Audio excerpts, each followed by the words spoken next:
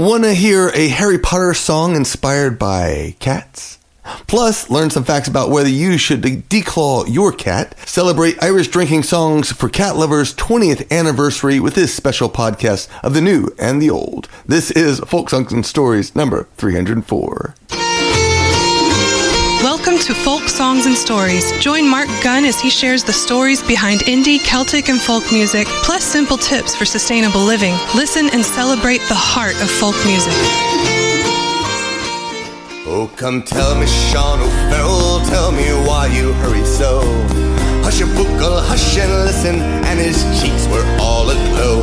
I bear orders from the captain, get thee ready quick and soon. For the pikes must be together by the rising of the moon. By the rising of the moon, by the rising of the moon. Yes, the pikes must be together by the rising of the moon. Then come tell me, Sean O'Farrell, where the gathering is to be. In the old spot by the river, quite well known to you and me. One more word for signal token, whistle up the marching tune. With a pike upon your shoulder by the rising of the moon. By the rising of the moon, by the rising of the moon. With your pike upon your shoulder by the rising of the moon. From many a mud wall cabin, eyes were watching through the night. Many a manly heart was beating for that blessed warning light.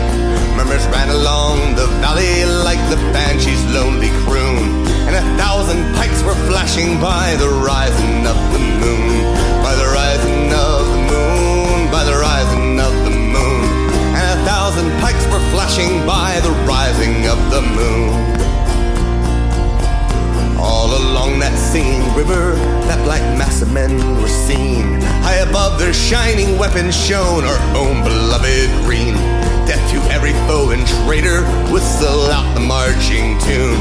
And her army boys for freedom by the rising of the moon. By the rising of the moon, by the rising of the moon. And her army boys for freedom by the rising of the moon. By the rising of the moon, by the rising of the moon. And her army boys for freedom by the rising of the moon. Welcome to Pub Songs and Stories. I am Marc Gunn. I'm a Celtic and folk musician living in Atlanta, Georgia, and host of the Irish and Celtic Music Podcast. I'm a cat lover as well. If you're new to the show, please subscribe. You can do that at pubsong.com or just send me an email to follow@celtfather.net. Got a cat picture? Send it to me. And I'd also love your votes for your favorite song. And on my CD, Irish Drinking Songs for Cat Lovers, it was released 20 years ago. And now I'm trying to find out, what are your favorite songs? This is actually one of my more popular albums. So you can vote for it over on Patreon. And there's a link to listen to the entire album over on Bandcamp as well. Upcoming shows, July 19th, I'll be at Fiddler's Green Coffeehouse Concert Series. That's here in Atlanta. July 31st through August 3rd, I'll be at Gen Con in Indianapolis. August 28th through September 1st, I'll be at Dragon Con in Atlanta, Georgia. September 24th through 28th, I'll be in ALEP 6 in Harrodsburg, Kentucky. That is a Hobbit gathering. If you love Hobbits and Lord of the Rings, you want to be there. October 17th through 19th, I'll be at MultiVerse in Peachtree City, Georgia. I'll be at IrishFest Atlanta with my daughter Inara on November 8th in Roswell, Georgia. And December 7th, I'll be at Nerdy Wonderland at the Lost Druid in Avondale Estates, Georgia. I'm going through a whole bunch of songs that I just really love, and this one is a fun one. This is Blibbering Humdingers. They fits the Harry Potter theme, of course. This is a song called No Shame in Hufflepuff. It's from their album Free Awkward Hugs.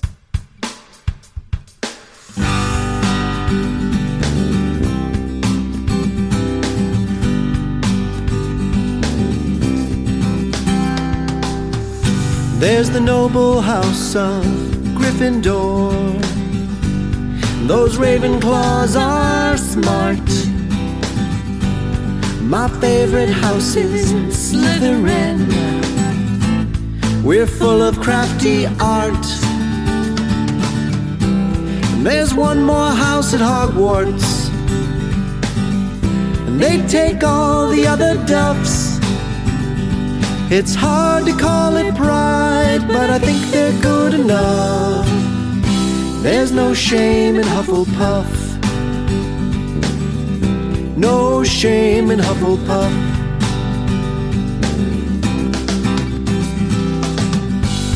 Those Hufflepuffs are beautiful. They're just like everyone else. You find them in wizard coffee shops, hanging out with house elves. They're good at making sandwiches and breathing and lots of other stuff. It's hard to call it pride, but I think they're good enough. Well, there's no shame in Hufflepuff. No shame in Hufflepuff.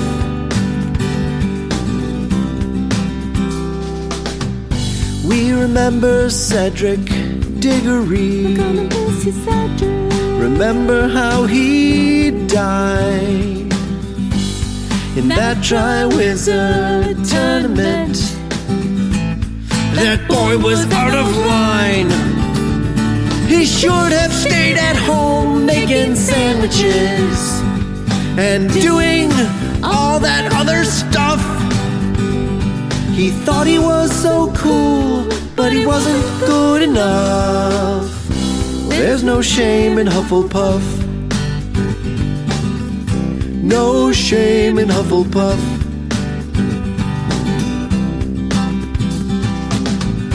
There are lots of well-known Hufflepuffs in the Potterverse. Some of them are gardeners, but some of them are worse.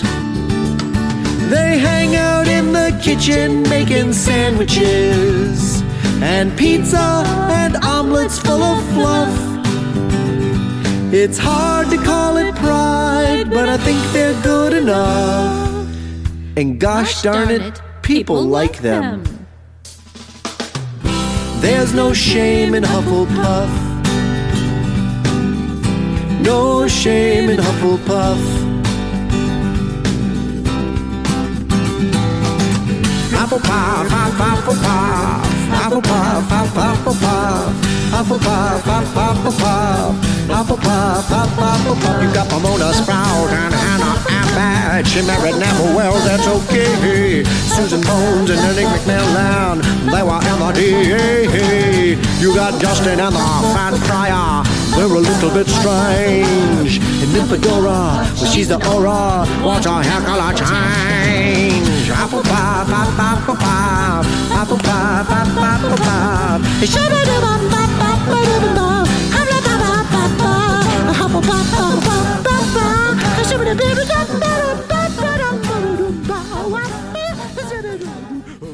Hope you enjoyed that track. If you did, go check out BlibberingHumdingers.com. They are a fantastic band. You can join me on a Celtic Invasion vacation. We're going to Galicia, Spain next year. So head on over to CelticInvasion.com for more details. And you can also join me on Patreon. That's where I post, well, I have a chat room. There's also some live streaming video. There's some downloadable songs, exclusive podcasts, a lot of great stuff that you can get, much of it for free, but you get even more stuff when you sign up as an official patron. But go sign up in the meantime, check it out and see what you think. I'd love to have you as part of my community online. Harry Potter and the Rising of the Moon is the next song that's coming up. It's a wonderful song that I wrote many, many years ago. I didn't actually put it on the first Irish Drinking Songs for Cat Lovers CD. I put it on Whiskers in the Jar, and that was because I was trying to figure out what kind of rules were allowed to, it's a parody song. The music is traditional, but the lyrics are all original, but it's about Harry Potter, and I was a little concerned about it at the time. Then I learned that there was something called Wizard Rock and like the Blibbering Humdingers, and everything changed. Well, now I'm going to share the Cat Lovers podcast that featured that song from many, many, many years ago as part of a special feature that I did when I was promoting Irish Drinking Songs for Cat Lovers. Here is the Cat Lovers podcast. Warning. Listening to the following podcast may mean you are pussy whipped. I know I am. Coming Tiziano. Welcome to the Cat Lovers Podcast, number 6. My name is Marc Gunn, and I am your host of the Cat Lovers Podcast. I was looking at when I last published one of these podcasts, and it was 2.5 months ago, the end of August, and I am so sorry. As it is, I've been extremely busy. In fact, I've been on the road for the past 2.5 months. Well, just a lot of traveling. So I haven't had time to really work on this podcast, but I saved up a few notes, found some things that I wanted to share, and I hope you will enjoy it. Let's get started.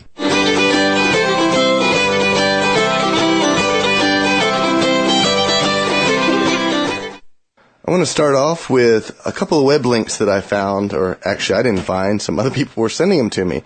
It's one of the things when you become a cat lover and you tell your friends about being a cat lover, you get lots of emails from people saying, ooh, check out this, check out The Mowls. The Mowls is a daily cat comic strip. You can find it at MOWS.com. Really cute little thing. And of course another one I got was Stuff on My Cat. You bound to have seen this one. I think I got this from 4 or 5 different people, which is pictures you can submit with various items on your cat. It's very funny. And also mycathatesyou.com, where you can see pictures of angry footy tats. Really cute. You can find that at mycathatesyou.com.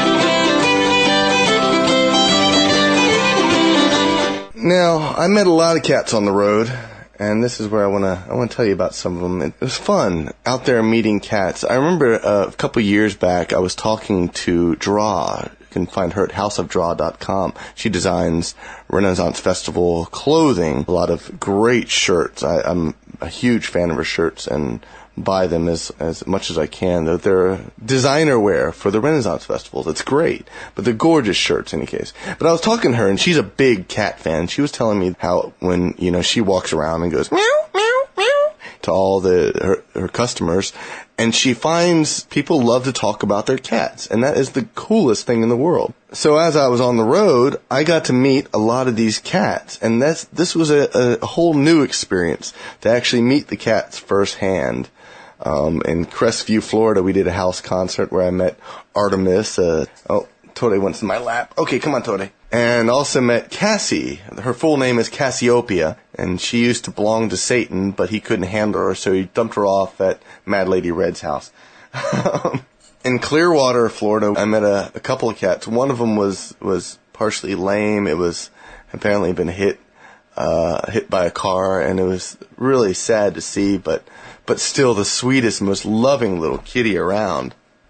And they also had Ophelia and Fortuna. It was really very cool. But when I got to Kansas City in particular, I noticed a few houses that I stayed at where the cats were declawed. And I'll tell you straight up, it bothers me a lot. I mean, once I learned what declawing really was, I found it really bothered me. So what I want to do is I'm going to educate you on declawing and an alternative to declawing that you might not have known about. If you're worried about cats tearing up your furniture, you should know some of these facts, and you should hear something about soft paws. So I got this information from declawing.com. It was written by a veterinarian named Dr. Christiane Schelling. Before you consider declawing your cat, you should check out this site. There's a lot of good information. First of all, one of the things that this veterinarian mentions is that declawing is pretty much an American thing. It's something people do for their own convenience without realizing what actually happens to their beloved cat. In England, declawing is termed inhumane and unnecessary mutilation. And I, like the veterinarian, wholeheartedly agree. In many European countries, it is actually illegal. Before you make the decision to declaw your cat, there are a few important facts you should know. Declawing is not like a manicure. It is serious surgery. Your cat's claw is not a toenail.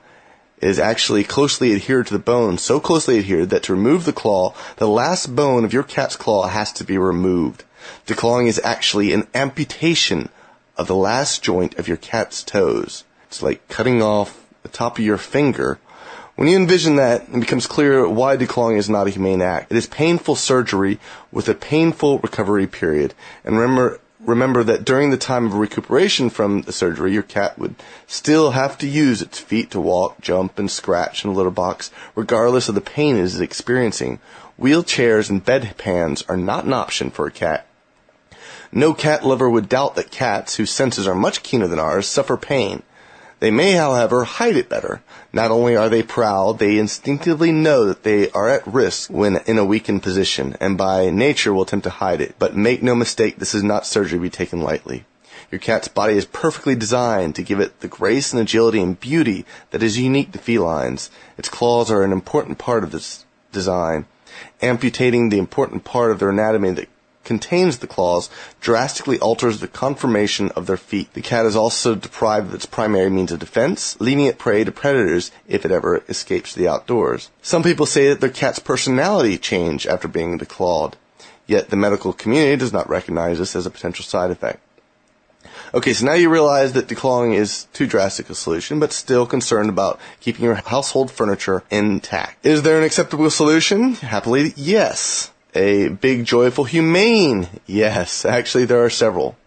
You can go to catscratching.com to find many solutions as well as insight into the psychology of why cats scratch. You can teach your cat to use a scratching post. Sisal posts are by far the best. You can trim the front claws.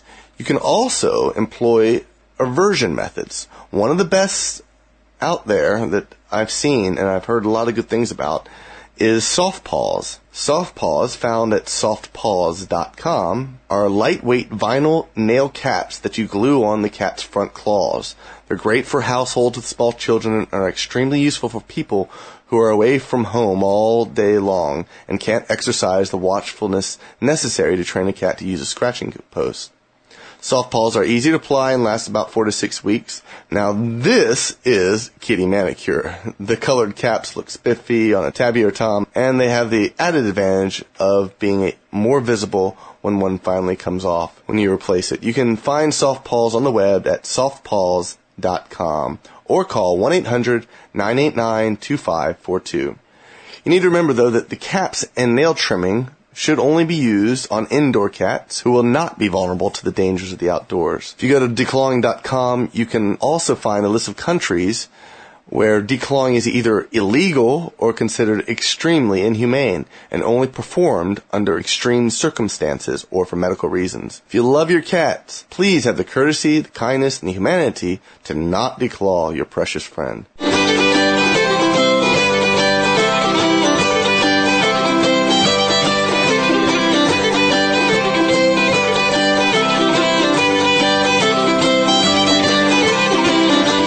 I do have a lot of antique furniture, actually, and I don't use soft paws. So I haven't had the opportunity to use soft paws. Actually, one of my best friends, she recently, we put them on her cats. And while they are, a temporary annoyance, I think considering the alternative, it is definitely a much more humane and better way to protect your cat and protect your furniture in the process. Again, if you can do without any of that, your cats will love you for it. It's been great seeing my cats. One of the biggest problems I had being on the road, though, was they didn't handle me being gone for basically 3 weeks. At one point in October, I was gone 3 weeks straight, and I had people coming in looking after them daily, which is one of the things that I insist upon doing. But the problem is that cats don't handle that super well, and it took them a while to recover, and eventually when they finally did, their life was much happier. And so was mine, yes. The main thing that I've been focusing on over the past few weeks has been the official release of my new CD, Irish Drinking Songs for Cat Lovers. It was officially released on October 25th and promptly climbed the charts of CD Baby to the number 12 most popular CDs on that site. I don't know if you're familiar with CD Baby. It's a great store. cdbaby.com is the URL, and it's the world's largest music store of independent music online. And it's very, very popular among independent musicians. And so I put my CD on there. That's where I sell all the Brobdingnagian and Bard CDs. That's my band outside of writing cat songs. And it climbed up to the top 12 for that week. So it was fantastic. I was really excited to see that. I've also started thinking about what's next. When I grew up, I was a big fan of Weird Al. And I used to listen to a lot of him and his parodies. And I remember there was a bunch of songs that I would listen to. I'm like, what is that? That sounds familiar, but I can't place it. I never saw what the original songs were. And I was like, oh gosh, what were these? And so then at one point I actually put together a little cassette tape that would play the Weird Al parody followed by the original version of the song. But that got me thinking that what I need to do next is, but while I'm still writing, I still have a lot more songs that I need to write if I'm going to do a second follow-up CD. So I decided what I'm going to do is I'm going to put out Irish Drinking Songs, the Cat Lover's Companion CD, which will be all the original versions of these Irish drinking songs, so you can hear them. Because some of the songs I found that people don't know. Jasper Tabby Kitty Catty, for instance, it's actually a Scottish song. Many people don't know this. So I'm going to see about putting together a CD. I'm probably not going to do the full production that I did for this CD. It'll just be me and my auto harp. And maybe some cats, and I don't know, maybe I'll get a few backup singers to help out too. It won't be quite as big a project as the original CD. Speaking of the original CD, though, I also gotta say, I've had some great reviews for this album too. Actually there was one that came in just yesterday from Penny Waugh, W-A-U-G-H, from the Isle of Skye. Found this CD while trawling the internet for cat-related items. Love it! Cat Rosie, who runs a mile when I sing, actually paused in her washing to listen. The other two were less impressed, but cats generally don't do impress. Please give us some more, Mark. There's a lot of those. Actually, you can go to catdrinkingsongs.com to purchase the CD and also to read all the reviews. I got just been blasted with reviews, come to think of it. And if you have a copy of the CD, please review it yourself. I would love to get some more feedback on CD Baby. Let's see how far we can make it. 50 reviews? How about that? Think we can pull that off? That would be so cool. I also want to send out some special thanks to these kind supporters. There have been a lot of people who sponsored the CD, but during that time I had over 140 CDs that went out to people who sponsored the album before it was even available. So I want to thank some of the people who helped on that, like Susan St. Lockhart, Charles Walker, Scott Robinson, Jennifer L. Sperry, Shelley Oden, Elizabeth Northrup, R.N. Goddard, Mary Mealeaf, Larry Lochner, Catherine Devine, David and Deborah K. Bibb, Catherine Robinson, Charlotte Strait, Tay Aston, Fred Milano, Sandra Bobleter, Shelley Clifford, Matthew Williams, Denise D. Hunting, Roger Skolsky, Brenda Jarvis, Virginia Page, Kelly McLaughlin, Alan Brown, Steve Schonk, Fireball Express, Sarah Leonard and Sarah Gruitz, Rebecca Jordan, Sarah Carmen, and Beth Beal. I really appreciate all of you for helping me out to pay for this album. It looks like I might actually break even with Christmas coming around. That I'm hoping that will finish the job. So, speaking of which, if you want to buy a copy for a friend, you can save 20% when you order it on CD Baby if you order 2 or more copies. So please, help out if you can. It has been a great project, and I really appreciate all your help. I'm going to finish up with one of the songs that is not on the CD. This song is called Harry Potter and the Rising of the Moon, based on Harry Potter and the Sorcerer's Stone, when Harry, as a baby, is first delivered by Dumbledore to the Dursleys. I imagined all these animals, particularly cats, gathered around to see Harry's arrival. But since The Goblet of Fire is being released tonight, and I'm going to be catching one of the first shows, I decided I'll play this. I actually wanted to release this officially on the CD, but the problem was I've not been able to get in touch with Scholastic, who is J.K. Rowling's publisher. So, until that happens, I might have to save it for another CD. Although I made a slight boo-boo in that I actually sent the first pressing of the CD actually includes this song. So, if you get it soon, I have about 300 or 400 copies more of this CD. So, if you want to get a copy with this song, you better order soon. Meantime, this is Harry Potter and the Rising of the Moon. Thank you for listening to the Cat Lovers Podcast.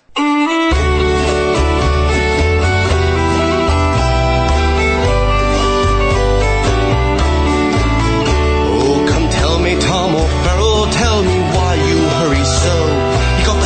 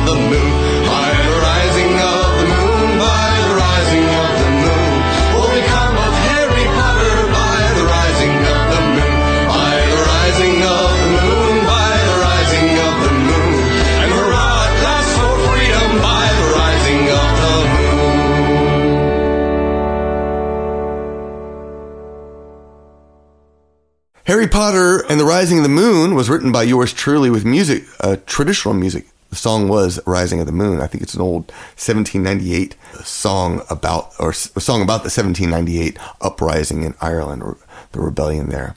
The recording features Franco Bordoni on banjo, James Cedric Hazelrig on fiddle, Michelle Hedden on dumbek, Ari Koinoma on bass, and background vocals with Sarah Dinan, Blake McCaig, Ben Hamby, and yours truly. All right, I will be back very soon. Hopefully, in a couple weeks. I'm trying to make sure everything's all together. I don't know if it'll be back next week, but it'll be it'll be soon. It'll be soon. I'm gone traveling, and I pre-recorded a whole bunch of episodes, and now I need to focus on traveling a little bit. But hopefully, in July, I'll be back with even more episodes. So stay tuned for all that. Talk to you again whenever that is. Sláinte. Thanks for listening to Folk Songs and Stories. This episode was edited by Mitchell Peterson. It was produced by Marc Gunn and my Gun Runners on Patreon. Follow my Patreon blog for free updates and to listen to the podcast. Sign up to my monthly mailing list for monthly updates and to discover where I'm performing. Please tell one friend about this podcast. Word of mouth is the absolute best way to support any creative endeavor. And remember, reduce, reuse, recycle, and talk with others about how you can make a positive impact on climate change and your community. Have fun and sing along at pubsong.com.